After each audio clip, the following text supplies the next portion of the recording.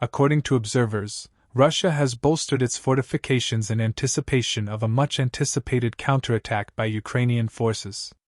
According to agence France Presse, AFP, a gush of manpower has been added to the triple fortified 500 miles, 800 kilometers, of Russian trenches defending the occupied territory of Ukraine. The date coincides with the thawing and drying of the customary winter freeze, increasing the likelihood of mobilization. Over 500 kilometers, or from Kherson in southern Ukraine to the country's northeast, make up the Russian defensive wall.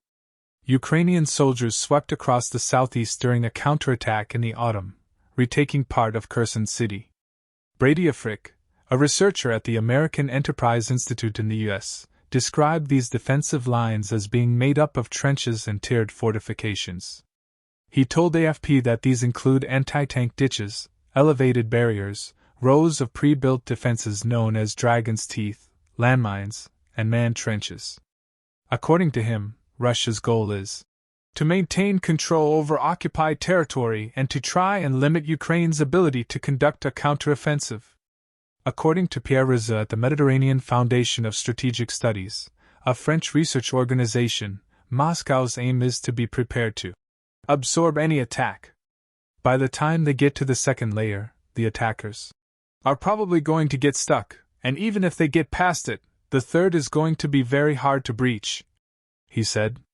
According to Andrew Gaylor of the British policy think tank Janes, Russia would use the time-tested tactic of directing opposing soldiers into an area of their choosing as they are striking. He added that Ukraine may not have made its decision yet, but in the interim, Ukraine gets to choose where to assault Russian lines.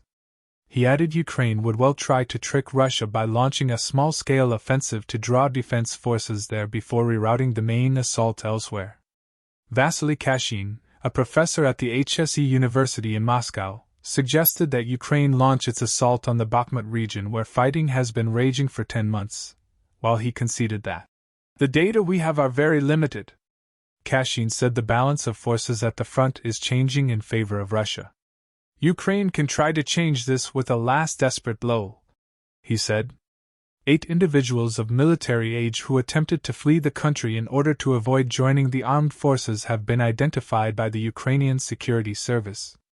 According to the report, a gang was charging up to $7,000, £5,600, to assist individuals in crossing the border illegally, including by using forged passports. In all, 10 people have been detained across Ukraine. Another in Kharkiv is suspected of assisting persons in avoiding military duty by assuming the identity of a business traveler for a defense company. One was a taxman in the Poltava Oblast who sold false medical certifications. The SBU reports that one of the methods used to transport individuals out is to pose as truck drivers. More from Vladimir Putin's speech at the opening of a nuclear power facility that was built in Russia on Thursday in Turkey.